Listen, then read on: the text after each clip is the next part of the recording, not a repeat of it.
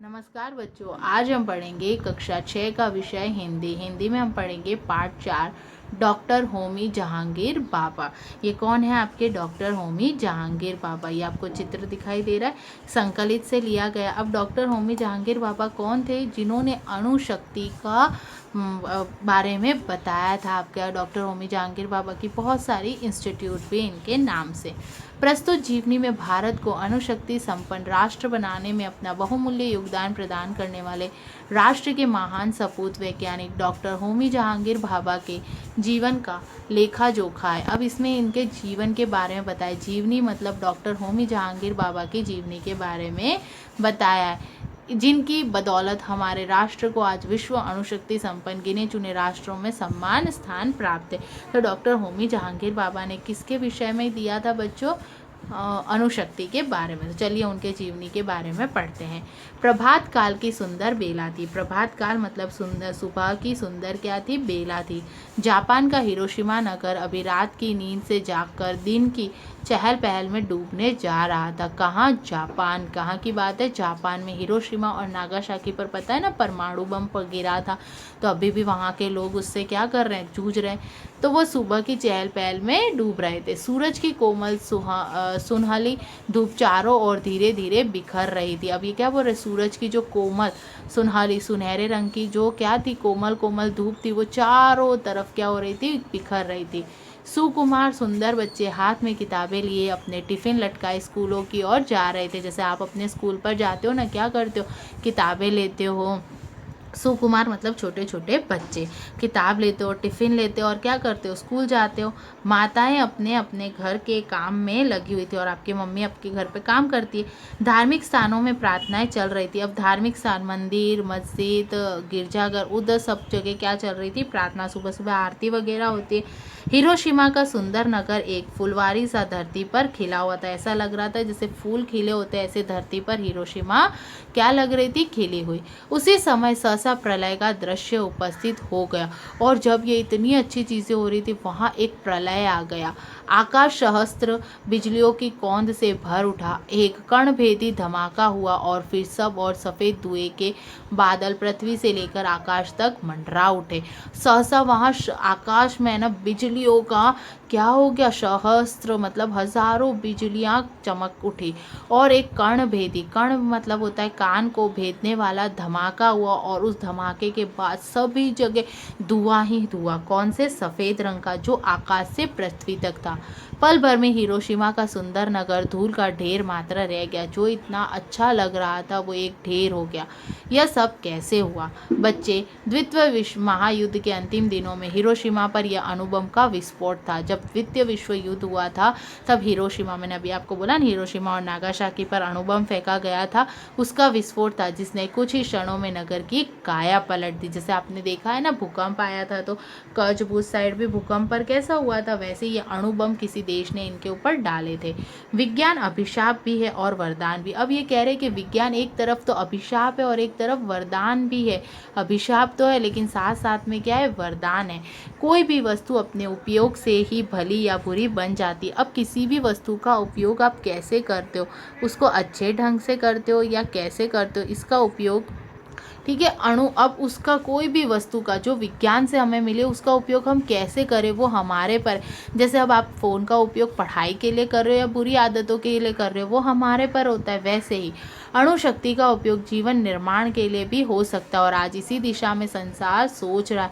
अणुशक्ति का उपयोग बुरे कर्म के लिए नहीं, लोगों के कल्याण के लिए कर सकते हैं। अणुशक्ति का उपयोग जीवन के कल्याण के लिए किस प्रकार हो, इसी चिंता में एक भारतीय वैज्ञानिक भी लगा हुआ था और उसने इस दिशा में प्रशंसनीय सफलता भी पाई। अब इसी चिंता में कि ये अणुशक्ति है जो कितना है, वो कैसे है ना हमारे देश, हमारे किसके लिए? देश के लोगों के कल्याण के लिए हो। तो भारतीय वैज्ञानिक थे कौन? हमारे डॉक्टर होमी जहांगीर भाभा। इस भारतीय वैज्ञानिक का नाम था डॉक्टर होमी जहांगीर भाभा। डॉक्टर भाभा का जन्म, अब इनका जन्म कहाँ हुआ था वो देखते हैं। इनका जन्म बम्बई के एक पढ़े लिखे धनी मानी पारसी परिवार में, तो ये कौन थे? पारसी थे। 30 अक्टूबर सन 1909 को हुआ था। उनके पिता श्री J.H. भाभा बम्बई के सुप्रसिद्ध बैरिस्टरों में से एक थे। बैरिस्टर थे, वो पढ़ाते थे। उन्हें बचपन में नींद नहीं आती थी, वे प्राय रोते रहते थे। वो बचपन में सोते नहीं थे, उनको नींद नहीं आती थी तो रोते थे। इससे उनके पिता परेशान रहते थे। किनके? डॉक्टर होमी जहांगीर भाभा के। यह एक चिंता का विषय था कि वो क्यों रो रहे हैं, क्यों सो नहीं रहे। डॉक्टर से सलाह ली गई परंतु कोई लाभ नहीं हुआ। अंत में एक उपाय काम में लाया गया। उनके सामने ग्रामोफोन बजाया जाने लगा। यह उपाय बहुत ही ग्रामोफोन होता है, एक फ़ोन था, उसको ग्रामोफोन सुनकर उनका ध्यान बढ़ जाता था। ग्रामोफोन में जब वो कुछ भी सुनते थे तो उनका ध्यान डाइवर्ट होता था, मतलब बदल जाता था। उनकी रुलाई बंद हो जाती थी, वो रोना बंद कर देते। जैसे आप छोटे बच्चे को कोई खिलौना देते तो वो रोना बंद कर देते हैं, उसी तरह इसका फल यह हुआ कि उन्हें संगीत से प्रेम हो गया और उनको वो गानों से बहुत प्रेम हो गया, जैसे छोटे बच्चों को हो जाता है। उनका यह संगीत प्रेम आजीवन बन रहा। उन्हें पाश्चात्य राग रागिनियों पर भी अच्छा अधिकार हो गया।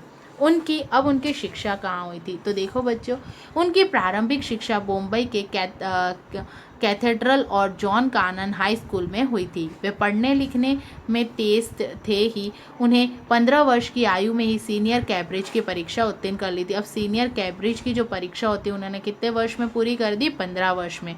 उनके पिताजी उन्हें शिक्षा प्राप्त करने के लिए यूरोप भेजना चाहते थे। पहले के लोग बाहर जाकर शिक्षा प्राप्त करते थे, जैसे अभी करते, तो कहाँ भेजना चाहते थे उनके पिता? उनको यूरोप। परंतु उनकी आयु कम होने के कारण यह संभव नहीं हो सका, क्योंकि उन्होंने कम उम्र में ही सीनियर जो थी वो प्राप्त कर ली थी। लाचार हो उन्होंने स्थानीय, ठीक है, फिर क्या हुआ कि उनके पिता उन्हें क्या कर रहे थे? शिक्षा प्राप्त करने के लिए यूरोप भेजना चाहते थे, परंतु उनकी आयु कम होने के कारण ये संभव नहीं हुआ।